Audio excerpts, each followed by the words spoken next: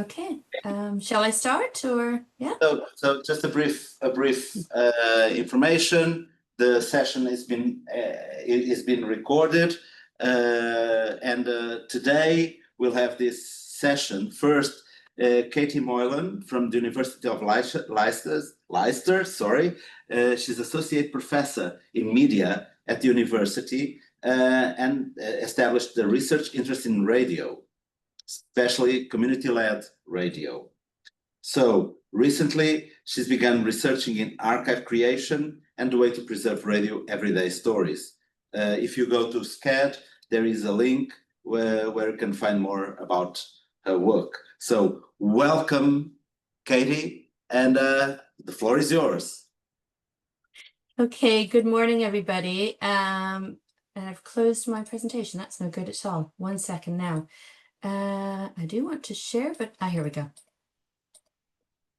Okay, right. You can all see this. Okay, so first of all, I want to say that I'm very happy to be speaking in this forum and in this space, even remotely. This is a brand new conference for me, and indeed, archiving practice in this way is new to me as well. So I'm here really to learn as much as I can, albeit remotely. So thanks very much.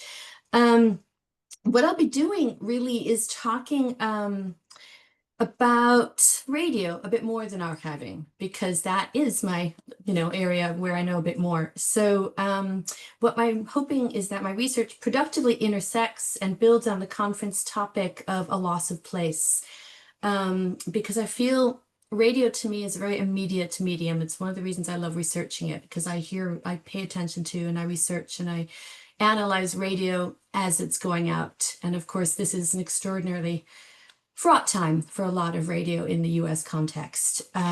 So the conference theme of a loss of place, I think, is really important. I'm talking about activist radio, but I'm talking about it in a particular locality of New Orleans. And I think the capacity of all radio to retain and to broadcast, stream a sense of place remains so important at this time when, people have, when the landscape is fraught, when we're all dealing with a lot of crises at climate level, at political level, and it's a time for solidarity. And I think localized radio can provide that. And so hopefully today we'll kind of unite some of these ideas. So with this loss of place in a different context, in relation to current attacks from the Trump administration on US nonprofit radio, nonprofit radio, community radio, certainly public radio, what's becoming evident is that some places are considered more valuable and worthy of support than others. And what that means in terms of the radio is that really important capacities for rural radio, and this has been true, I think, in Hawaii Islands as well, emergency alert capacities in terms of things like climate events, emergencies, tornadoes, hurricanes. These are things that radio can enable, and those attacks include a reduction of those capacities. So this is, I feel, the level of crisis we're talking about. But back to the whole archiving situation. I'm looking at activist shows in particular, and I'm going to be defining what I mean by that. But one of the things I think is so important about these shows and preserving what they express is that they express specificities of experience from minoritized groups that are otherwise under or unrepresented in mainstream mainstream media, including LGBTQ communities, indigenous communities, Muslim communities, other people otherwise negotiating precarity. And how these experiences play out differs, of course, from place to place. So the New Orleans context is as important as the activist context, if you will, from these shows. So I hope to expand on my rationale for this project. Okay, there we go. Okay, you can all see from the outside in, learning archiving practice. Awesome, yep. Okay. Good. So I started this from the outside in, what began to be clear to me, what I've done in the past is I talk to practitioners at community stations, and these stations are usually nonprofits. So they're struggling for survival now more than ever. But, you know, so I glean insights from practice and I learn from practitioners and I share my work as open access. So I try to be as reciprocal as I can be. But I had to ask myself, how can I, as an academic, you know, not as a practitioner, I don't know, somehow contribute further in this space? So I wanted to move past any kind of like extractivist, you know, approaches. So I reached out first to WHIV, which has been broadcasting proudly social justice radio for over 10 years now. And I have featured them in a previous book of mine, which is the cultural work of community radio. And I was talking to their manager and I said, look, I know you keep your programs because radio stations do keep their programs, but they don't necessarily keep them in a systematic way that's widely accessible, freely accessible in the public, for instance. And so we talked about ways to make these programs more accessible and kind of organize them and categorize them and catalog them. And I feel like I'm speaking to a room of people who do just that. So please bear with me if I use these terminology wrongly. I wanted to find out then how these knowledges can become more widely accessible. So I'm drawing, therefore, on some theories around sound archiving and radio archiving in particular as I go forward with this paper. So I'm quoting now from Josh Shepard and an article he wrote with Dr. Van Coor. You may be well aware of Josh Shepard's work already. And he talks about ways in which past radio show content, as you see, can provide this sphere for advocacy. I'm not going to read it word by word, but as you can see on the screen, this space for foregrounding voices that have been historically quieted, silenced, or marginalized. And really at the end of this talk, I'm going to come back to that understanding of how these archives can amplify that work further. So to move on then to the object of this new archiving project. So this is WHIV. I'm also going to, yeah, you know what? I'm going to go to their website as well. So I'm going to stop the share and move to a different page. I'll replace this in 1 minute. So here we go. And we're going to share again. Nope. Oh dear. Okay. All right. Bear with. Here we go. Okay. So.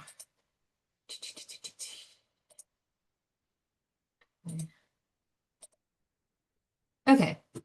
So you can see this. You can see me scrolling up and down. Yes. Yes, awesome. Thank you. This is the very cool station of WHIV. They are loud and proud about their mission statements, celebrating 10 years of human rights and social justice radio. To explain their call sign, HIV is self-explanatory. They began life as to do health advocacy for a particularly large population around the New Orleans area who were living with HIV and with AIDS. However, they very swiftly pivoted to also include and repurpose those call signs as honoring independent voices. And it's that they do in their schedule. So I'll let you look at this later. I've included the link in the presentation, but here's some examples of their community building work. And that can mean so many different things, right? So it also includes their schedule in which we can find these programs. If my computer would speed up, but it's not. Okay, I'm going to move back to the presentation just to save time. Bear with me, please. Thank you. Okay, and here we are. There we go. Okay, great. So this is the station that I spoke to their manager, Dr. Derry, and I said, you know, what would be helpful, because archiving, as you will all be so aware, cataloging takes resources, it takes time, it takes a lot of time, right? As I'm learning. So I want to now unpack a bit like how I like to consider how radio works as this like fleeting everyday medium, and how to think about that as an archived set of texts, as archived files, as artifacts. So this is something I do. I theorize radio a lot. So why archive scheduled radio? I reference this as scheduled radio because radio itself as a medium is expanding, is morphing, is streaming. So I listen to the very excellent KTUH, the local station there at the university. I've actually visited it and I love their programming, but I have to stream it because, of course, the antenna is so far away, as an example. So we can access radio forms in so many more widely available structures, including things like podcasts, which in a way maybe lend themselves to archiving because of the way that they're produced. They are there for download. I just differentiate between that and scheduled radio, because scheduled radio hits us in real time. Not every program these days is live. It's not broadcast live, but we are hearing it at the same time if we listen to radio at the regular time in a habitual way. So if you listen to radio in your car, you're listening to scheduled radio. And if you listen to Spotify, then you're listening to Spotify. So I just want to differentiate terms. So therefore, it's quite transient, right? It's this ephemeral medium. So to fix it in place seems like anti how it's always supposed to work. It's supposed to work as a flow. It's supposed to make us feel connected, but then it disappears. And so what's interesting to me is what it means to archive radio, to fix it into place in this way. And what I'm thinking through too is like, how do we even decide when we're looking at programs where to stop and when to start? Because if it's an everyday medium, it's not in seasons like with television. It just goes on and on. So where's your start? Where's your starting point? Where's your stopping point? So I want to go a bit more into like why scheduled radio is important and can connect us. And hopefully some of you listen to radio, and hopefully this lands with you and reflects your experience. So I'm citing now Andrew Bottomley's work, where he talks about, he sees ways that radio creates a sense of what he calls sociability. Again, this sense of a mediated space that functions as this public forum for social interaction. And then he connects this to ideas of feeling sociable with each other. But something else I like to think about is this idea from Raymond Williams, who's a theorist, a cultural theorist, always kind of a radical left guy from England from over half a century ago. And he had this idea of a structure of feeling. And his idea of a structure of feeling is a kind of collective, ongoing experience in which shared values are produced and they are lived and felt. And it's a really strange phrase, structure seeming very rational versus feeling, which of course is not, which is why I like it, because I feel it speaks to our emotional connection to radio. So these days, if you're listening, for example, to Democracy Now!, or if you're listening to radio that speaks to the political context within which we're living, and if you feel that gives you something that kind of makes you feel connected to others with those values, that would be an example of a structure of feeling. So that's why I like it for radio. So then what will that mean if we're listening back to past programs? Can programs that are archived, not listened to in the schedule, can they still create that sense of collective intimacy of a structure of feeling? So to go further into this idea of intimacy, the collective intimacy, and then I'm going to go back to practicalities, I promise. It's important to remember too, a few minutes ago at the beginning, I talked about local radio, place-based radio, as I like to call it. And I do differentiate between that and syndicated radio, which is why I say non-syndicated affordances. Syndicated radio you'll be familiar with, which is very anodyne, very mainstream, and it isn't really connected to a place. It's a commercial, it's pretty much the commercial sector, really, in the US and elsewhere. However, local radio, public radio, NPR even, affordances enable more of a collective intimacy, and they tend to be locally specific. We could talk about NPR's differences between its kind of syndicated program within NPR and its local programming. I am researching that elsewhere, but we don't have time for that now, but that is a distinction. Anyway, I would argue that radio has this capacity for reproducing collective intimacy because, again, of its scheduled nature and of its familiar nature. It's persistent. It's something that hits us.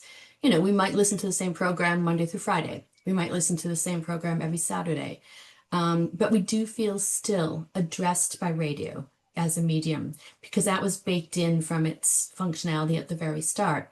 So if the voice speaking to us at a scheduled register, even if it wasn't, even if it's recorded, even if it's not live, it still feels live. And I think that's really important because that makes us feel that much closer to the text. So I also think radio has this particular capacity for expressing particularities, like vernacular of a place. So I'm quoting now from a theorist called Hamid Nafisi, who talks about ways in which cultural texts for minoritized groups express, allegorize, comment upon, tell stories in very place-specific ways, and in that sense can enable a kind of nuanced representation of that place, which can include even a critique. So that's the theory. Now, what am I trying to do with all these ideas about radio? And I want to make sure I'm okay for time, actually. This is the motto from WHIV. We are not a radio station with a mission. We are a mission with a radio station. And I showed you a bit from their website, so I'm not going to go back to that now. But they are dedicated to activist programming, as I've explained. And therefore, I feel their remit is to amplify what I would term alternative publics on air, broadcasting, if you're listening via the antenna, streaming if not. And so again, these are stories and experiences and voices that are otherwise under or unrepresented, and these days really attacked even in mainstream media, right? So, but what these programs also do, so they enable kind of expressions and discussion of grassroots activism, really. This is why I stopped reading from my paper, but I read from the slides instead to keep myself relevant. But basically, you will see from the programs listed here, what's covered in these programs is everything from environmental justice, racial justice, reproductive information, knowledges, and discussion of those, support for LGBTQ, PFLAG communities and people, discussion of kind of like green programming, discussion of social advocacy where you're calling, say, municipal people in New Orleans, say the people who run the power structures, calling them to account, and also ideas around labor and labor kind of work. So it's grassroots activism across, these are program titles that we've decided to include in the archive, or that have decided to include themselves in the archive, which is the next point. And I feel like I'm getting bogged down, so I want to move on to how we're making this. We are running out of time. Am I out of time? Right, a little bit running out of time, sorry. Okay, that's okay, that's okay. I wondered, okay. I'm working with the American Archive of Public Broadcasting, which is probably very familiar to many of you. They have a wonderful service where they are hosting programming, and they are particularly looking for programs from community radio stations because, again, these are not as easily found. So working with them, I'm going through some past WHIV programs, cataloging them for inclusion from the American Archive Special Collections. Briefly, so we met in spring, met online, had initial meetings last spring. In September 2024, I started speaking to show hosts with station manager as gatekeeper. And so those conversations are really the most generative, and that's, I hope, these are going to flower and grow further, these relationships, because it's when you're explaining a project to the people whose work you want to preserve, I feel like that's the most important thing, because do they see this as valuable? Do they see this as a useful endeavor? And we had so many great conversations. So after those, show hosts have now sent me selected programs that they want included. And what I've started doing is going through those and cataloging those. So what does the metadata say? Okay, that's results. And then we can finish whenever you want, actually, because I don't want to go over time. These are two programs that I've cataloged and submitted. The archive itself is still underway. I'm still cataloging. We're still talking with the show host, so it's not going to be published today or tomorrow. But these are some of my findings from the metadata. And the metadata to me is so fascinating because what's so important is that these programs are searchable, right? So what are people looking for? Are they looking for expressions of solidarity, or maybe knowledges, or maybe climate knowledges, or maybe experiences that make them feel that they are not alone, that they are connected? So I'm not going to go through these. Hopefully you can see some of these are program topics from both of these shows. NOLA Matters, Civil Rights Radio, which is run by a retired judge, and he gets on guests. And then P-Flag, Expanding the Radio, the Rainbow, also a talk show where they get on guests from different sectors of New Orleans talking about some of these events and fundraisers and community organizations and the work that they do. New Orleans, as I'm sure many of you may be already aware, is a very vibrant but also very community-led place. I've yet to come across a city that has so many community-led nonprofit organizations doing all kinds of good work. So these shows amplify that advocacy. And I think I'll end here. I would suggest that, as somebody said, I think in your opening talk there on 2 days ago, where you had a kind of opening address with practitioners, and somebody referenced disaster recovery knowledges, but also this idea of kind of histories that are being, in a way, everything is history. We're in history now, right? So how do we map people's experiences and keep those experiences alive, but also this allows us to interrogate this notion of the archive itself, where the archive historically, like mapping, these have previously been instruments for settler colonialism. Bear with me. And what that means is how information is stored and which information is stored is so important, and how that is then coded for people to be able to find it.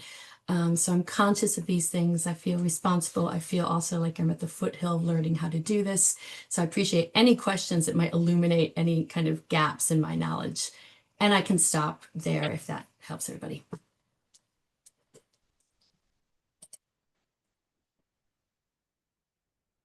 Thank you so references, but yeah.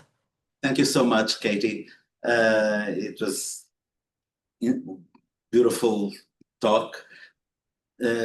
Does anyone in the room have some questions that might bring? Maybe. Please. For your presentation, so you're talking about the activist radio. So did you provide any platform so that you can communicate with them from the area? I mean that if they have their radio, they know what they're supposed to do rather than be thinking about them, but we are going to help them to archive their programs, isn't it? From the early stage, I think. Yeah, that was the initial idea. The idea was to hold workshops so that people were cataloging their own programs. That seemed to me to be the most collectively engaged and meaningfully reciprocal way to do it. But at the same time, it is also time that a lot of these show hosts don't have, because all of these show hosts, these radio hosts, they're doing this as volunteers. That's a really important part of how community radio works. So therefore, they're doing a lot of cultural labor already, unpaid, which is a whole other conversation. I am available for help with training, but who's better at it is the American Archive for Public Broadcasting. The hope was for them to do that cataloging. For now, I'm doing the cataloging work. But then what I do is I run by my spreadsheets of metadata by the show host before submitting them for their input. And they will also be, this is actually important, so thanks for the question. They will be writing the description of their show that appears on the archive, because that is for them to do, not for me. Does that answer the question?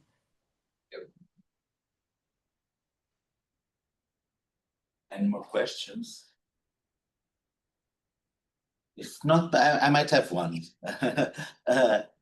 I'm always worried about the digital preservation of the recordings. It's always not the most visible part, but at the end, after 10 years, 100 years, it will be visible. And demands a huge structure, financially, technologically, human resources. How do you plan this investment for the future? I mean, as hosts, really, the American Archive of Public Broadcasting is technologically equipped to answer that more than I am.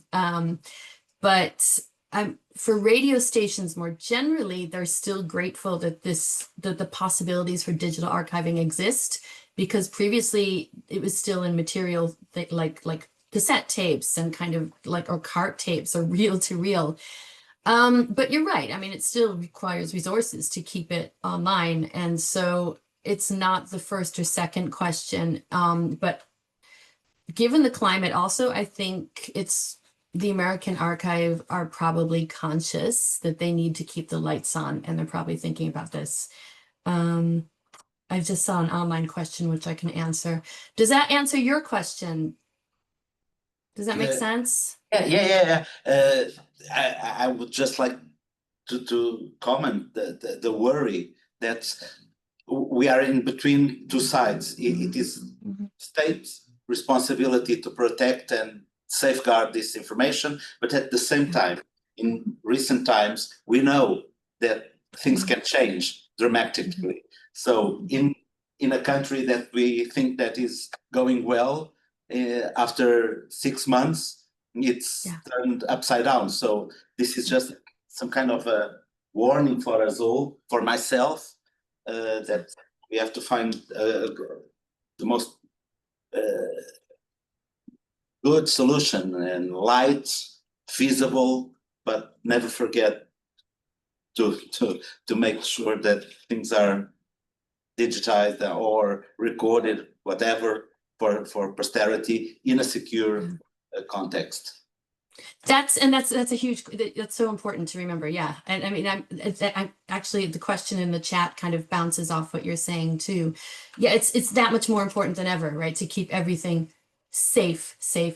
And indeed, I mean, I can start seeking ways to continue to do that. There are great people working at the Library of Congress who are also super concerned. So the question is, do I see AABP, PB as being under threat? I mean, in terms, if people, the current administration is contesting history.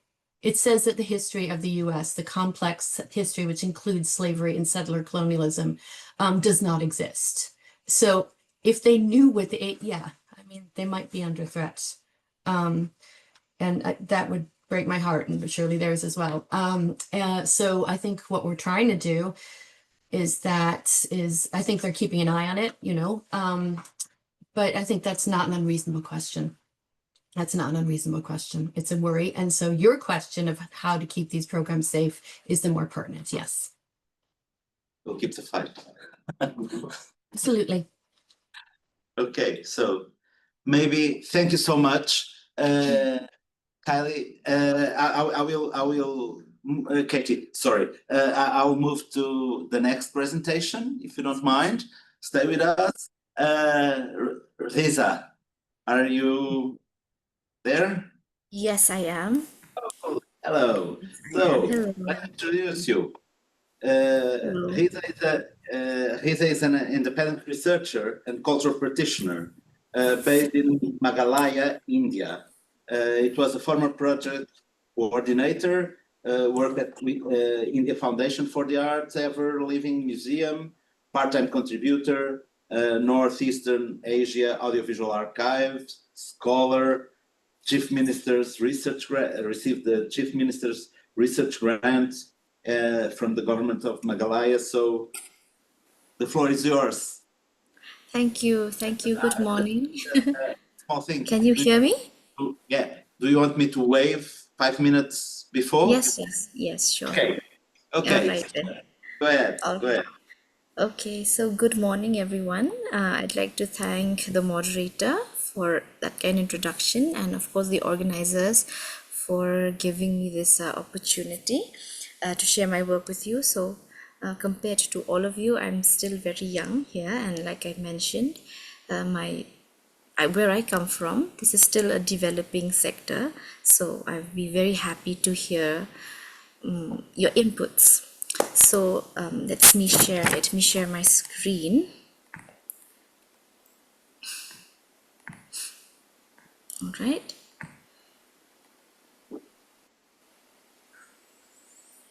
So yes, can you see my screen now? Yes. All right, great. Okay, where did that go?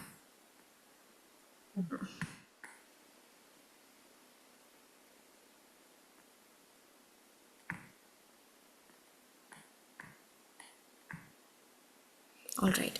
So, so right now, I'll be presenting this work on animating what's ours and stories from a museum's garden.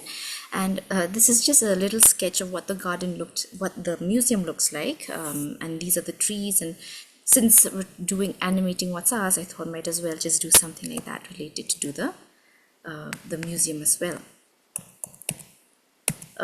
Something's not right with this. Hold on. Share again. Share. All right.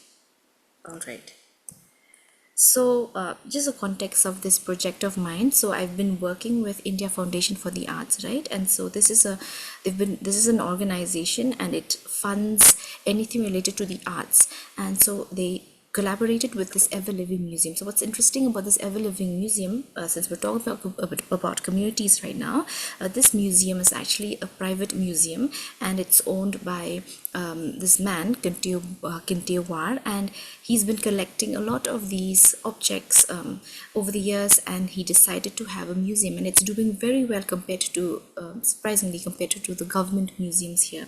And so my research, my work at the time was to design outreach programs for the students there, school students and college students as well, because like I said, it's a developing sector, and people, when they talk about museums, it's a very boring place, honestly. For people who are not interested, they go to a place, they look at objects, it's behind glass cabinets, and if you're not interested in it, then there's nothing meaningful that comes out of it, right? So but for me, I have an interest in that, but I was also privileged enough to experience museums outside the state that I belong. So I wanted to bring that out, right? So I wanted to reach out, to bring out the objects beyond the glass cabinets, because what's interesting about museums here is that a lot of the things that we display, they're not really heritage or very ancient, but they're still very much living heritage, right? If you're looking up at textiles, we're still weaving them. Looking at pots, we're still doing that, right? Those handmade pots without the use of the potter's wheel, and a lot of these things, people are still practicing them. So these are very much living heritage. So why not bring them out of these glass cabinets, and let's have these outreach programs and workshops where we invite students. So why this whole thing came about was because in one of the workshops, it was nature cultural linkages, and we particularly invited students from the science background, zoology and botany background, and so during the preparation of this particular workshop, I heard so many stories associated to the plants that grew in the museum, and folklores. Of course, I've heard a few, but I came to know a lot more because of the preparation for this workshop, and the plants that were growing in the garden and their medicinal properties, and the plants that you can consume. And so it was very interesting, and yet we are very much disconnected from that. And so when the workshop happened, I expected the students to know a bit more, since they came from that background, right? But it's so what was disheartening was that there was this one case where the student said, so there was a millet plant. There were these millet plants growing in the garden, and the student said, oh, we in our village, we thought this was weed, and so we would chop it off and burn it. So that was very disheartening, because that was one of the staple diet of just our grandparents, and that was just 50, 60, 70 years ago, and yet we've become so disconnected from our heritage, right? And I was also shocked because a few of these students came from the villages, right? So that's always an assumption that once you come from perhaps from the outskirts, you're more connected with nature. But it's so alarming to see that even at this day, that it's so alarming to see that despite that, these students and these youngsters had no idea of the cultural significance of the cultural heritage or the practice that we did even 50 or 60 years ago. So why is that so? So we were asking these questions, and they said, oh, because it's urbanization, and there's always this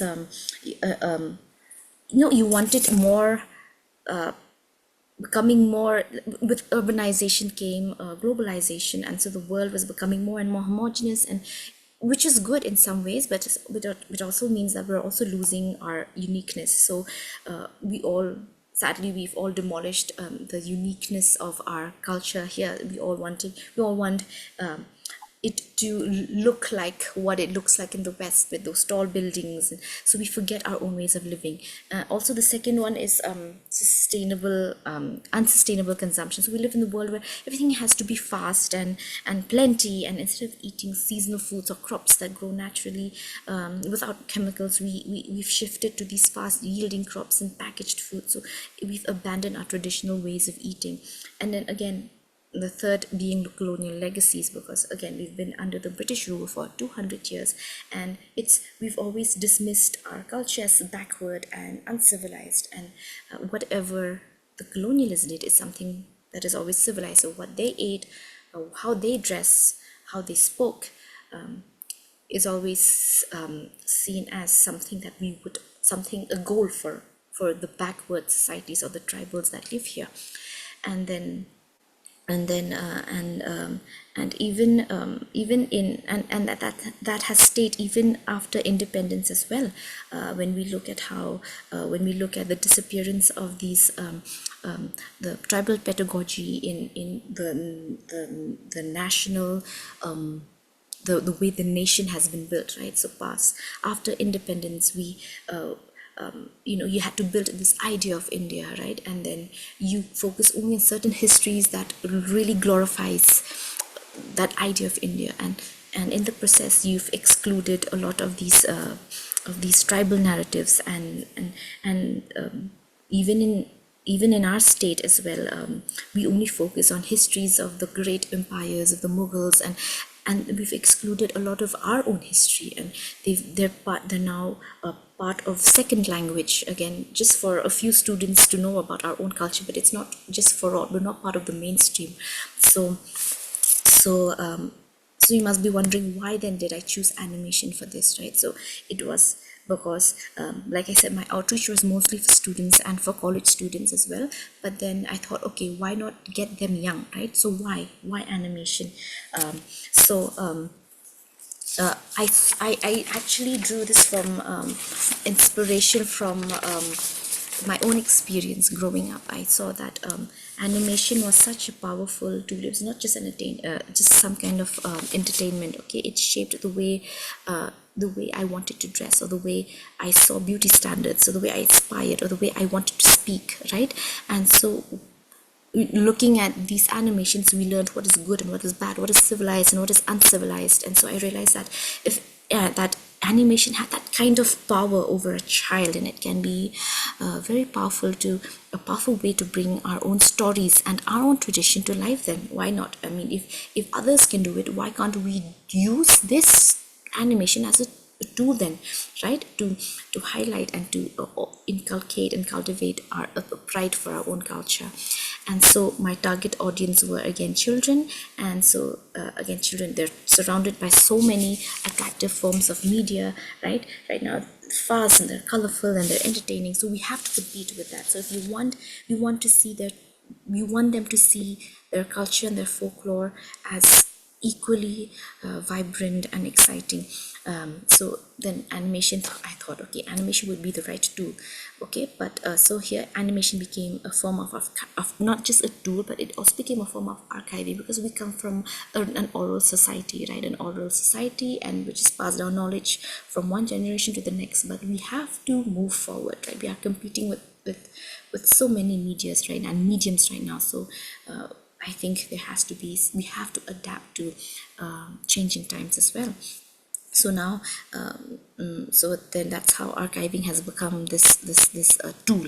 Again, it's not just for entertainment; it's a cultural and a political tool, and beyond that also, it also bridges the generations, right? Where for children it's an entertainment, but for adults we're revisiting all of that. But like I said, when growing up, we heard these stories, but we didn't look at the layers of these stories. But now especially while curating all of this, it made me think, okay, maybe I'm looking at it the way I've made the story, it's for the children, but it made me analyze, it made me introspect.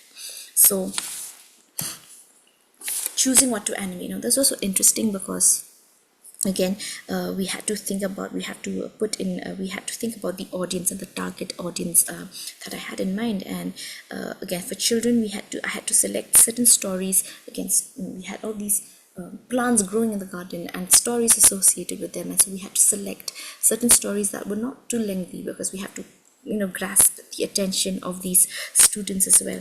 And then again, content sensitivity. Okay, so many of these folk tales are they can be violent, they can be very complex, and so and that can be overwhelming for the children as well. So some stories had to be excluded, some very violent stories had to be excluded. I think again, okay, this is again a very complicated matter, because whom are we excluding in the process? But again, keeping in mind whom the target though, and the objective. Again, it's more for me, it's for the children, right? So we don't want them to interact with something with these very violent themes yet, right? So we just want them to at least to cultivate this cultural and this idea and this identity of theirs.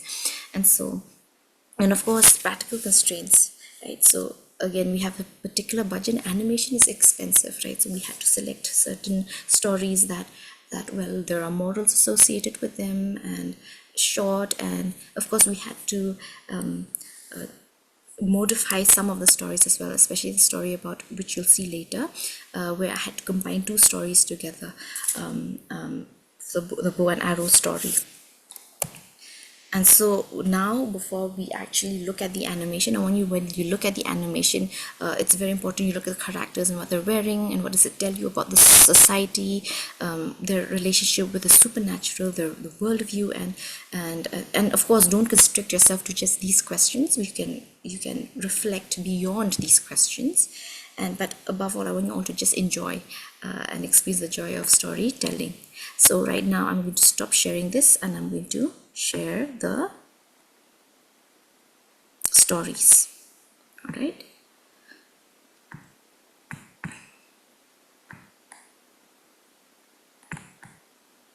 Let's go on here.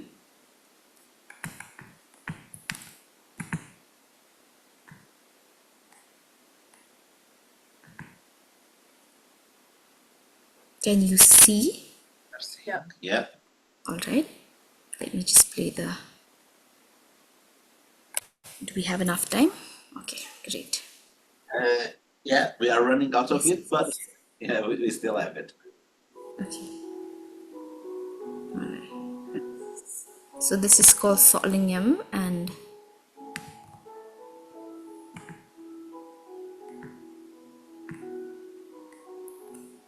can you hear? Once, Yes. deep in the forest, was Simrinyao, the proud greater racket-tailed drongo from a wealthy family, fell in love with Kasolingam, the gentle ashy-wood pigeon from a humble home. Their love soared high, but her parents feared the rich drongo would one day hurt her. Torn by their worries, Kasolingam shared her fears with Urinyao. With a heavy heart, he knew they couldn't go against her parents' wishes. They parted, tears in their eyes, love in their hearts, but bound by duty. To this day, Kasolingam's sad cries echo through the forest as she searches for her lost love.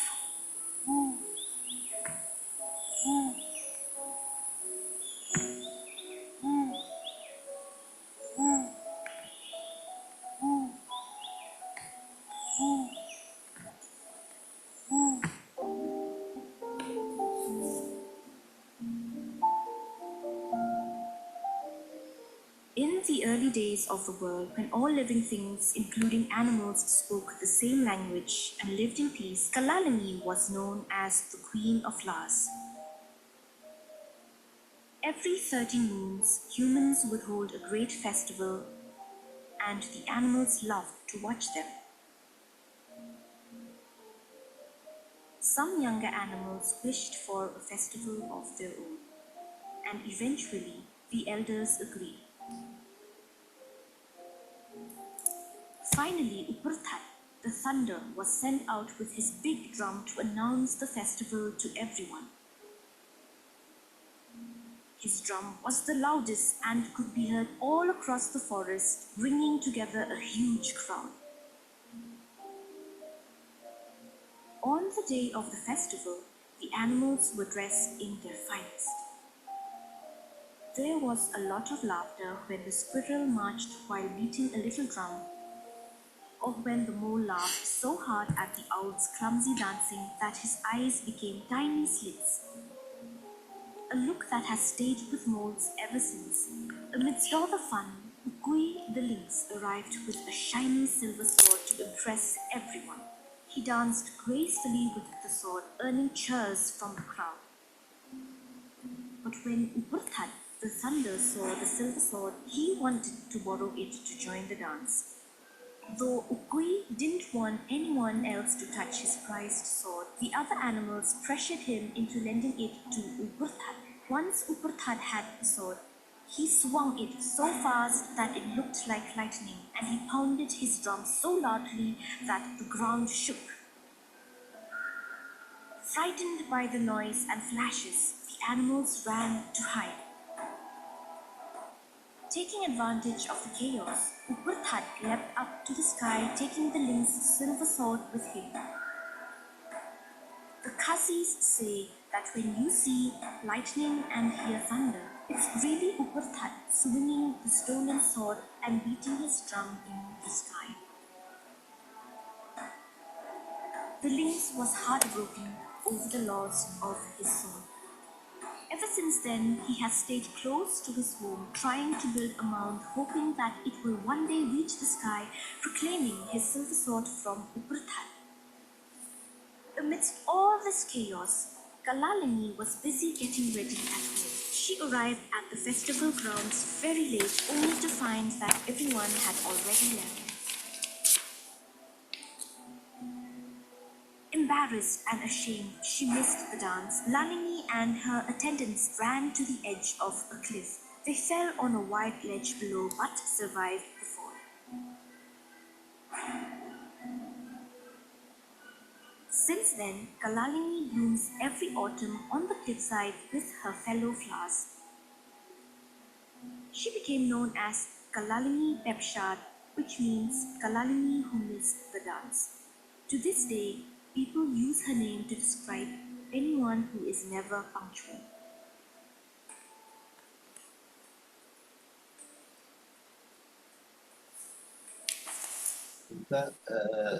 Maybe if we are getting the end of the time. The ancestors of Yes. first came to Earth. We are getting at the end of. Oh, yes, yes. This All right. covenant allowed them to freely travel between heaven and earth as long as they followed God's rules.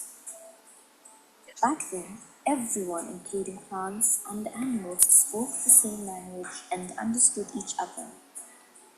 But this peaceful existence did not last forever. The leader of the Himotria, Usimakria, grew old, and Utlen, a serpent, was the first to rebel against him.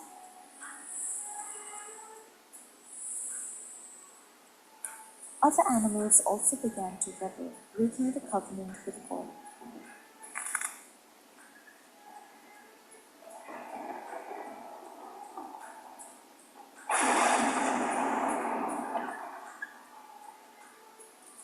In response, the Mehukum, a divine figure, called a council to divide God's blessings equally. This was supposed to happen after 9 days and nights, but the animals grew impatient and went only after 7 days.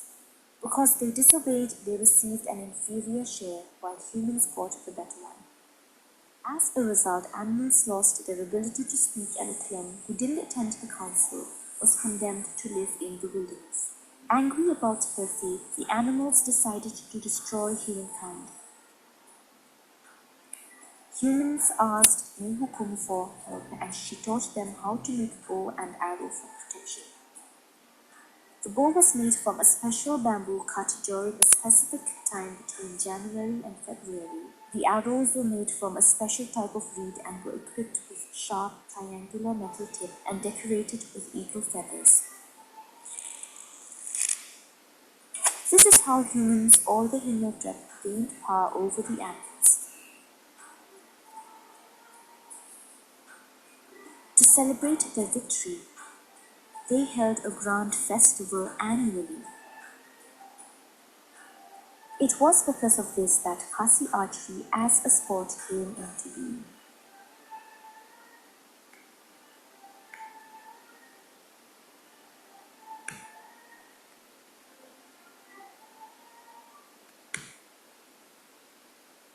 Thank you so much, Thank you. Risa. Yes.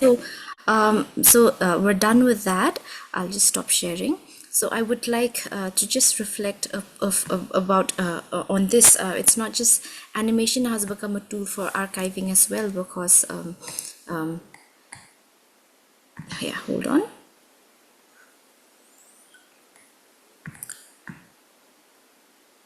Yeah, for me it has become, not just for me but for all, actually animation has become, I hope you can see the screen. Yeah. Yes. So it really has become a tool for me, I mean, from my perspective, and for the others as well. In that particular museum, it has really become a form of archiving this way, how we use animation as a form of archiving an oral story, especially, and especially archiving something that really truly belongs to us, right? And to see our own culture represented. So just a few of these reflections. Perhaps we can move on to the question and answer round from the audience. Thank you so much. Thank you, Risa. Yes. So, questions, comments from the floor? Yours. Could you turn your camera back on, yeah. Risa? Oh yeah, sorry. There's one here. Okay, there's one question. Please go ahead. Sorry, I'm a little in the back here. Can you Can you hear hear her? I can't really hear you. Hello. I just Hello. had a question about anything in the stories reminding me of my own cultures folktales by any chance. And I don't know if you know Jean de La Fontaine. She's asking about the stories, the story plots and the characters reminds of La Fontaine stories, and so Yeah, he was a French poet who used animals. Okay. animals as metaphors. Yes, exactly. Oh, I see. So we can see. Okay, that's nice. It's really interesting to see that, when it comes to culture, there's a lot of interconnectedness here and there. It's not just one particular place, one community separated from the rest.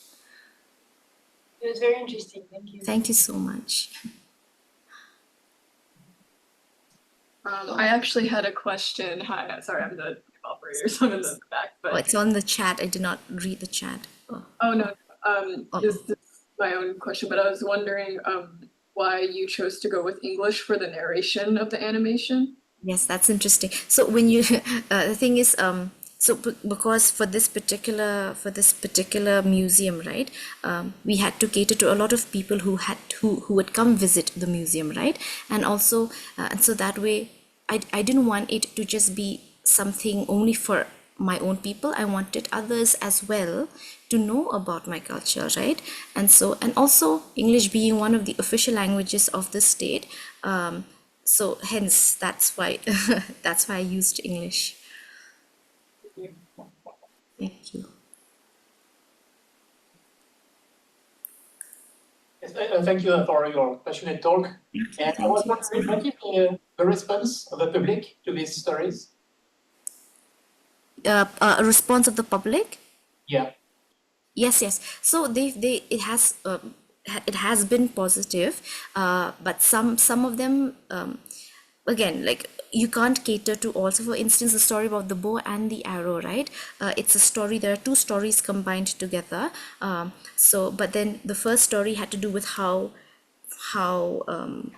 how bow and arrow became this tool of defense against animals, right?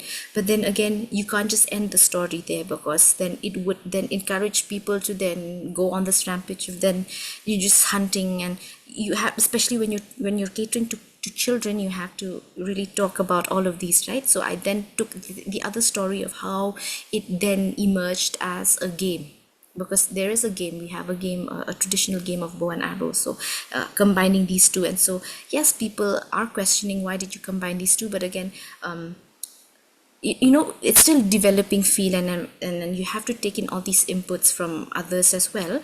But the fact that there's also a positive, is also the fact that there's a response. I think we're going in the right direction so far. Thank you. I hope that answers your question. A follow-up question I recent times, and I was wondering about the context of these stories. Do you introduce them, or is the public alone in front of a screen? Oh yeah. So the story, sorry, yes, I didn't explain that. So again, it's in the museum, right? So each, for instance, let's say if the bow and arrow, there's a caption of the bow and arrow, and there'll be a QR code which is linked to an unlisted videos in YouTube. Same thing with the Teolalingi, where we have the plants and the tree there. And then again, so for all of these, we've put QR codes for them to then watch the videos, unlisted videos. Thank you.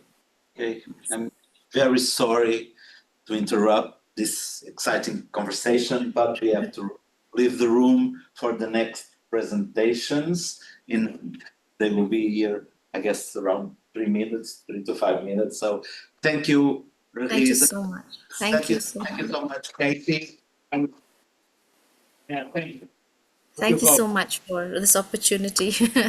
Thank you so much. Thank you. Thank you. Bye-bye. Bye-bye. Bye-bye, all. Thank you. Bye. Bye, Katie.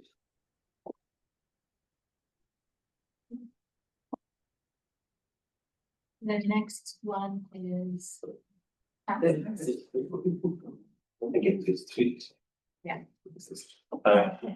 I'm moderating the next one. Okay, sure. Oh, you're on. I'm on next. Okay. Well done. I guess Vivian, And easy. Anna. hi. Yeah, Yeah. that is your Nice to meet you. Vivian will be the next speaker. Yeah. Okay, yeah. So Yeah, I and I guess, can see she's on. okay, cool. Yeah. Awesome. Hey, Vivian. Hi y'all, how's it going? Good. How are you?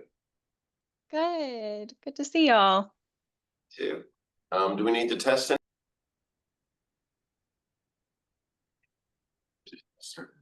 It's 9:30, yeah. Okay. Okay, great. Well, thank you everybody for being here. I'll go ahead and get started with Vivian Cook. Vivian serves as the Community Engagement Director with the Eco Theater Lab based in Ames, Iowa. She is a theater director, performer, and educator, a producer and curator of interdisciplinary arts initiatives, and is an advocate for the role that arts can and should play in environmental communication, community development, and in civic life.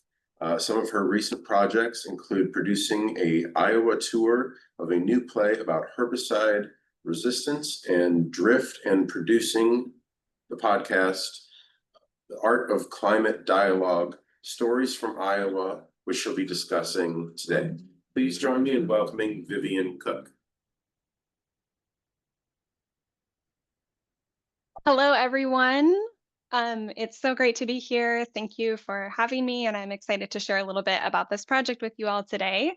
So as Dan mentioned, I'm the Community Engagement Director with the Eco Theater Lab, which is a small arts collective based in Ames, Iowa, USA. And please feel free also, if there is anybody on the chat, feel free to introduce yourselves in the chat as well. So the Eco Theater Lab's model is to partner with fellow artists and community members locally and regionally to produce arts events that build community and engage audiences in conversations about social and environmental justice issues. Much of our work focuses on climate change.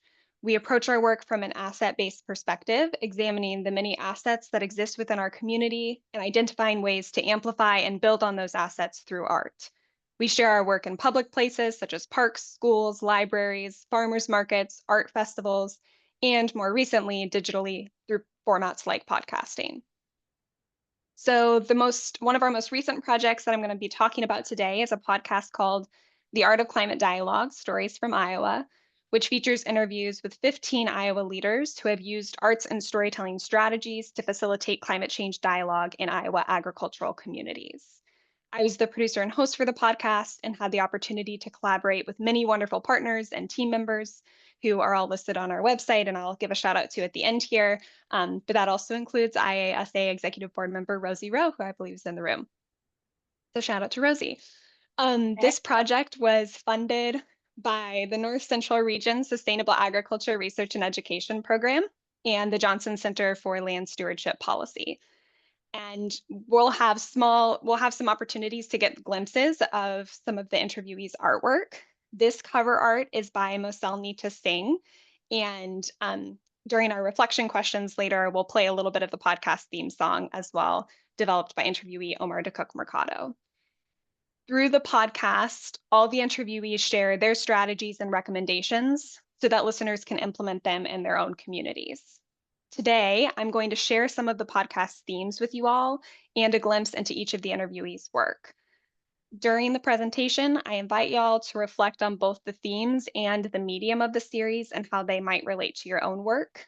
This might include how y'all are already implementing similar approaches to climate dialogue as those shared by the interviewees, or how you could try to apply the interviewees' strategies to enhance climate dialogue in your own communities.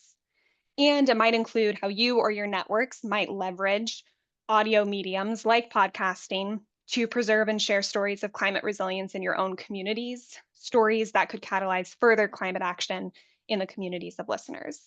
So please feel free, again, for anybody on the digital platform, feel free to add thoughts in the chat throughout, and we'll have time for questions at the end as well, I believe. I want to start off by providing some context for why I developed this project in the first place. As I'm sure many of y'all know, the climate crisis is affecting communities on a global scale, and many agricultural practices, in particular industrial agricultural practices in places like the US and Iowa, contribute significantly to greenhouse gas emissions. And at the same time, agricultural communities, such as those that make up much of Iowa, are experiencing severe consequences of climate change, which threaten their land, health, and livelihoods. Iowa agricultural communities have already faced economic, crop, and health damages from heavy precipitation and extreme weather that are increasing at an alarming rate. Encouraging widespread engagement with climate action in these communities is absolutely necessary if we're going to address climate change. Researchers such as Catherine Hayhoe and Matthew Goldberg and his colleagues argue that a critical and often overlooked step in addressing climate change is climate dialogue. However, people aren't talking about climate change enough, considering the importance of climate action in places like Iowa. The Yale Program on Climate Change Communication reported that in 2024, only 33% of Iowans discuss global warming at least occasionally. And as you can see here, 67% discuss global warming rarely or never. And as of the 2023 Iowa Farm and Rural Life Poll, only 15% of farmers surveyed are in agreement with scientific consensus that climate change is occurring and is caused mostly by human activities. This percentage was even lower than in the 2020 poll.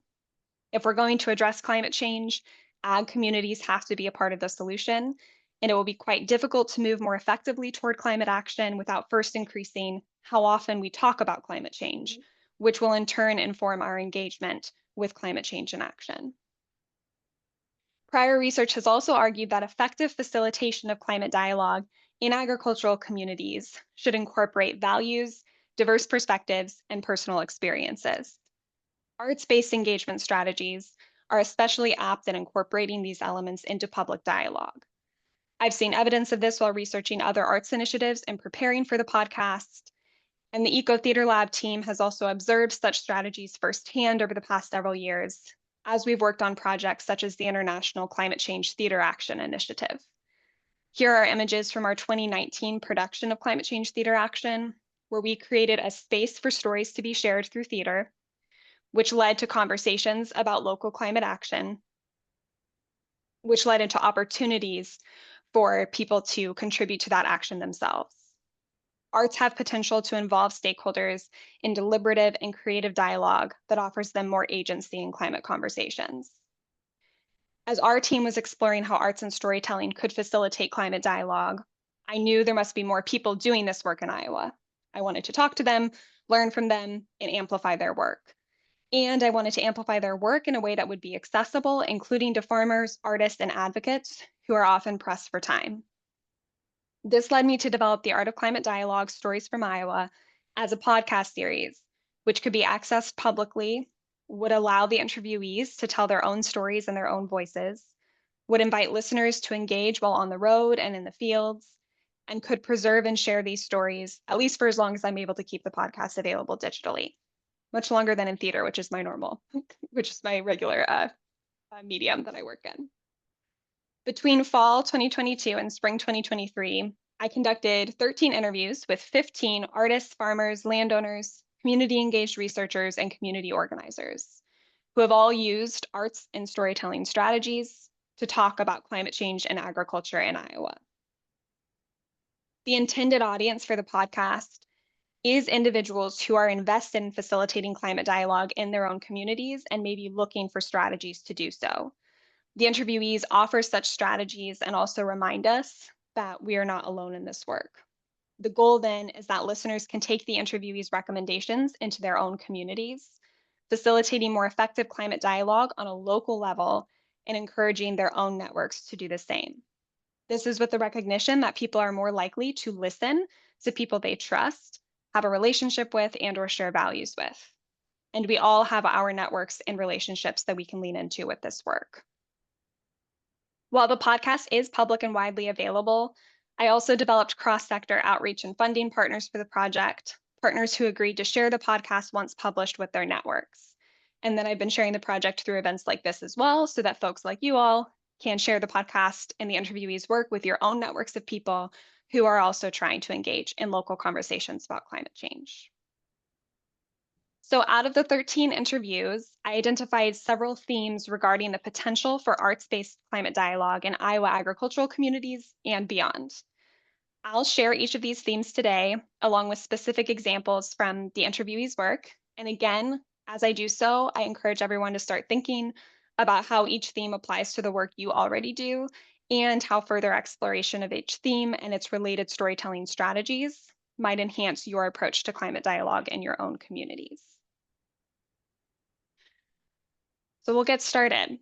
Almost every interviewee highlights art and storytelling as critical tools to help us clearly see climate change in the present, and perhaps more importantly, envision a climate resilient future that is beautiful, appealing, and hopeful. Seeing the present for what it is and envisioning the future that we want are necessary steps as we develop plans for climate action. As Lance Foster, one of the interviewees, says, we can be honest witnesses together through art. Dekalis Novus talks about how visual art in particular can tell a story with one quick glimpse, which is critical to the work that she does with Great Plains Action Society. You can see some examples of that work here. Interviewee Ruth Rabinowitz notes that people are drawn to beauty, and so she strives to highlight the beauty in climate action through her artistic approach to landscape change as a landowner and farmer, and through her own artwork, including as a photographer. You can see some of that work here. As we work to preserve and celebrate diversity within our ecosystems, we need to also intentionally work to preserve and celebrate diversity within our cultural systems, which is critical to climate action and justice. Interviewees discuss how artistic and storytelling practices can help us examine the histories, cultures, and values in the places we live. These examinations reveal relevant entry points into climate change conversations that recognize community members, what they care about, and their unique skills, experiences, and perspectives. As Omar says, It is much easier to engage in conversations about diverse systems because there are so many more entry points where people can find connections and relevance to their own lives. You can see a photograph he took of a prairie strip here on the left, which is an incredibly diverse ecosystem in the midst of conventional Iowa monocropping. Interviewees like DK point out the importance of meeting people where they are at, including in his case when he's teaching youth workshops, so that he can actually engage with them effectively. You can see him and his students in the slide here. Lance describes how art can help people learn about the history of the places they live, as well as document their own observations of change through their lifetimes, opening people to conversations about climate change through an entry point of their personal experiences. One of his artworks is also pictured here. And Angie Carter talks about community organizing events that offered a platform for community members from very different backgrounds and perspectives to share how the Bakken Pipeline Resistance Coalition, as you can see on the right, was essential to their lives and their stories. Arts and storytelling are multifaceted, often intentionally subjective, and complex forms of communication. And because of this, they are forms of communication that all of us can practice, and they can help us understand through a variety of perspectives our past, present, and future relationships with climate change. People are emotional and often make decisions based on those emotions, no matter how much many of us like to tell ourselves that we are oh so logical. Unlike many forms of science communication rooted solely in data, artistic and storytelling techniques acknowledge that emotion needs to be validated and needs to be shared in order to move toward any sort of action. Connie Mutel, a writer, describes how storytelling is a way for science communicators to reach wider audiences, that it is much harder to disconnect from concrete human experiences than from data.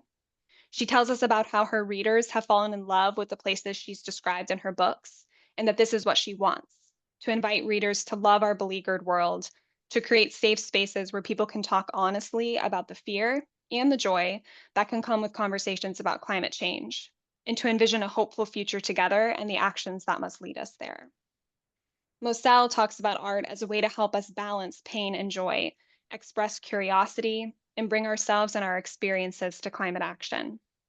Her artwork is pictured in the middle two images of this slide. Many of the interviewees believe we have to find ways to heal and replenish ourselves and our relationships with each other as we are working to heal and replenish our relationships with the land. And many of the interviewees discuss how artistic practices can offer such healing. DK, pictured on the right, describes how our personal health, the health of our relationships, and the health of our environment are inextricably connected. He points out that what is happening to the environment around us is a reflection of what is going on within us and within our relationships to each other. He says that hip hop allows writers to communicate a lot in a short amount of time, providing an engaging platform to invite conversations, validate shared experiences, and encourage imagination and creativity.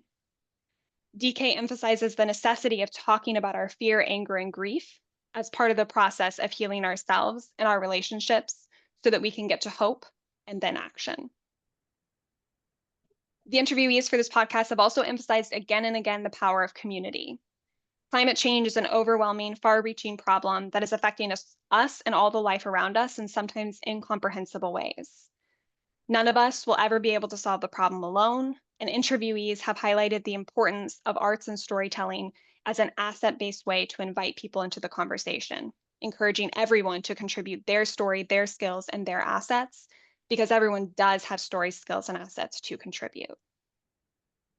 The Women, Food, and Agriculture Network facilitates through a technique they call micro-storytelling, programs that empower women landowners to use their unique skills, connections, and values to implement climate action on their land. Tamara Marcus, a climate scientist and community climate leader pictured in the middle here, emphasizes that everyone has expertise in their own way, and we need to recognize and respect those different forms of expertise in order to bring more people into this work.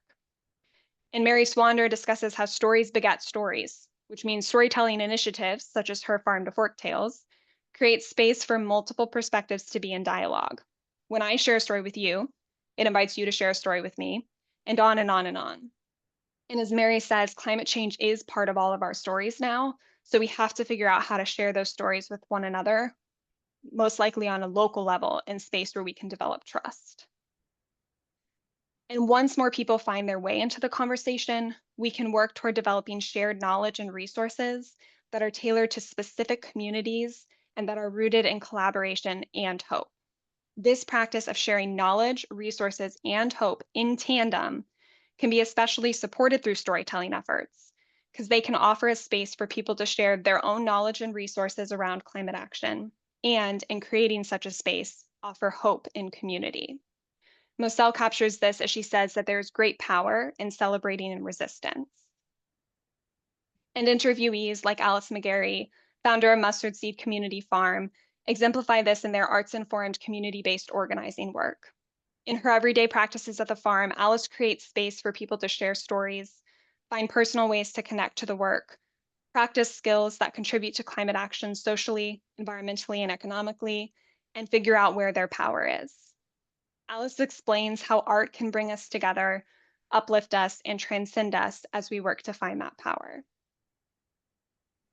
And finally, as we share knowledge, resources, and hope, we can build community, and then together, we can examine and shift societal narratives about agriculture and climate change into ones that better reflect shared values, diverse perspectives, and just biocultural systems. These new community-based narratives will then help us mobilize for action towards climate goals. The collective narratives we tell, as this series explores, inform the actions we take and the systems we choose to keep, dismantle, change, and build. Many of the interviewees emphasize the power of art and stories in this process. Shelley Buffalo, pictured here along with two of her artistic projects, says, all of this, it's not going to be saved by one play. It's not going to be turned around by one poster, but there does need to be an alternate narrative to the dominant narrative, because the dominant narrative is to maintain the status quo. The status quo is killing us. She says, we don't have billions of dollars to line the pockets of legislators and governors and utility boards or whatever. We don't. That's the corporate model of creating and maintaining policy that maintains the status quo. But what we do have is our creativity. We have our imaginations. We can envision alternatives to this. During the development of the podcast, the interviewees and I have not only talked about how to facilitate climate change dialogue, but we actively engaged in those practices ourselves. We shared stories and art as a way to build a collection of resources, to examine our collective narratives, and to be in community. The podcast format offered us a way to amplify the alternative narratives that many of the interviewees are telling about agriculture, climate change, climate justice, and art itself. And we talked about and acknowledged the emotions, including anger, grief, joy, and hope that affect our own and our community's engagement with climate action. And the interviewees totally demonstrated how art and storytelling strategies can, like previous research has discovered, effectively leverage values, diverse perspectives, and personal experiences in a way that allows for climate dialogue. Now, before we move to questions, I just wanted to take a minute to invite everyone to reflect on just the brief glimpse that we were able to explore of the interviewees' work and the themes. So there are a couple of reflection questions here for folks online. If you just want to take a minute and reflect on how you might already use some of these approaches in your own lives and work. How could you use storytelling strategies more intentionally as you navigate dialogue with friends, family, colleagues, and stakeholders about climate change and climate justice? And how could audio-visual tools like podcasts be leveraged to amplify climate action work happening in your own communities? Or perhaps these tools are already being used. If so, how? What is their reach? How could they be amplified further? So I'm going to pause for 1 minute. I'm going to play the theme song of the podcast by Omar de Cook Mercado. And if everyone online, if you want to add anything to the chat, feel free. Folks in the room, if you want to reflect a minute to yourself, and if you want to share with each other, you can, and then I'll be open to questions after that. So I'll just play the music for about a minute.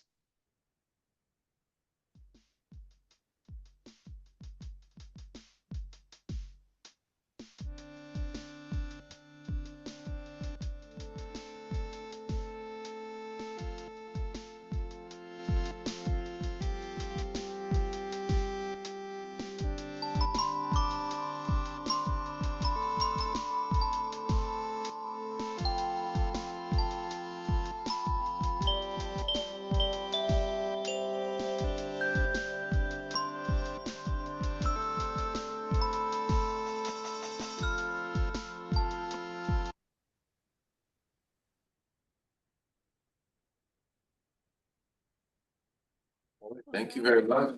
Yeah. Do you have any questions? Sorry.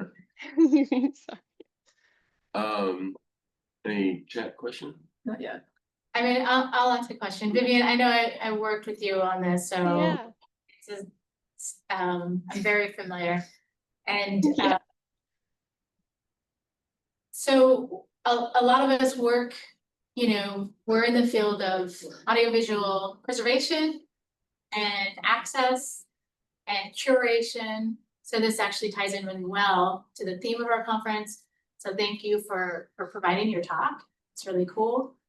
Have you thought about depositing the series into an institution? And if you have, what institution would you feel comfortable, you know, depositing these recordings in? I know ISU is right there, you know. Yes. I haven't actually thought about that, but that I mentioned very early in the presentation, you know, one reason for choosing the podcast was that these stories could be accessible in more places, maybe more easily, and hopefully for longer term. And like I said, putting something in a digital format is already much longer term than the kind of ephemeral theater projects I usually do.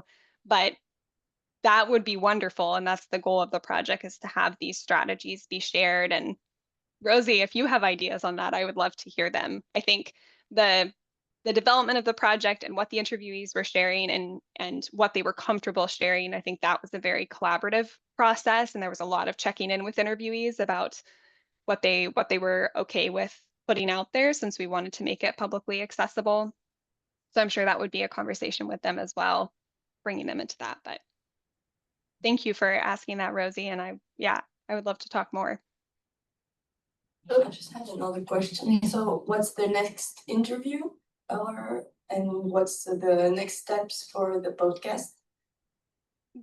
So this is a limited series podcast. So I received funding to interview 15 folks, which a few of them were together in one interview. So there are 13 interviews, and they're all available. And right now we're sharing what we have so far, and it's still available on our website, which is ecotheaterlab.com. I think there may be something in the session description that will link you there. But yeah, there are 13 interviews. They're all about an hour long. And that's what we're continuing to amplify right now. And we left it open for if in the future we were able to find some more funding to do some more interviews, that we could do that, but continuing to promote the interviewees' work that we have so far. Thank you for asking that. Other questions? Vivian, are you focused on Iowa only, or would you consider outside, you know, interviewees? I would definitely consider outside. I'm based in Iowa. That's where a lot of the Eco Theater Labs work is. So that's where we started. And I think the structure of the series is really about, like I said, handing it over to the interviewees to describe what they're doing, why it works in their communities. So I think that structure could definitely translate to other communities if there was interest.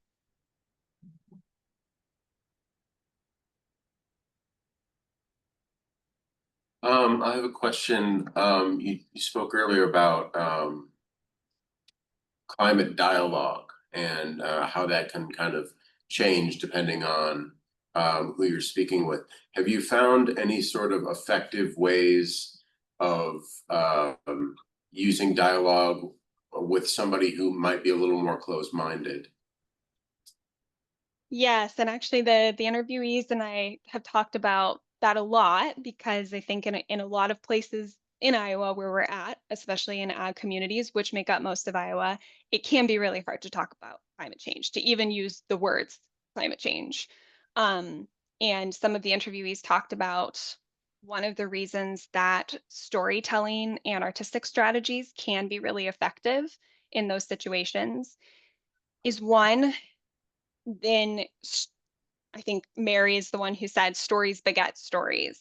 So inviting folks to share their own experiences with what's happening with the weather, how is that affecting their community where they live, what are people worried about in terms of increased storms, frequency and intensity of storms. All of those things are affecting people in Iowa and everywhere. Basically on a daily basis. So people have stories they can share. And if we open the conversation with an invitation to share their own experiences, rather than, I think sometimes what can feel like an I'm right, you're wrong approach to the conversation, that can often be more effective. And one might think when we're talking about climate change, which is scientific, like we want to talk about objective facts and the logic behind it, and we've got to get people on board, right? But one of the themes that came up again and again with the interviewees was recognizing that people most of the time make big decisions based on emotions, because that's who we are as humans. And we can look at facts and that affects us and all of that, but people are emotional, and leaning into the subjective nature of storytelling, that I have a different perspective than you have, then that can often work too. Because if I share my story with you, probably your response isn't going to be, oh, you're wrong, you don't feel that way. Even though we're getting a lot of like people sharing alternate facts right now. I just have one last question, sorry. Are you focused within an age? Because I wonder if you could interview children, you know, and that would be such a fantastic perspective. I understand it wouldn't go an hour and 10 minutes, you know, good luck on that. But even if you had like micro stories. Yes, so some more recently, as we've talked about next steps with the Eco Theater Lab and what we're doing to amplify stories, we've talked about bringing in more youth voices. And I think that could be really effective, and even intergenerational conversations, both amplifying youth voices, but also bringing those into conversations with other generations too. And Lance Foster, I think in particular, talked about how storytelling can be a useful tool for those intergenerational conversations, because there can be a conversation about, okay, well, what is someone who's 13 experiencing right now, but then also someone who's 60, 70, how can they talk about the changes they've seen across their lifetime, and whether they're using the language climate change or not, what are the changes we're seeing, and how can we support each other in that way, both with historical information and where we're going in the present and future. Great. Good job. Thanks very much. Thank you so much, everybody.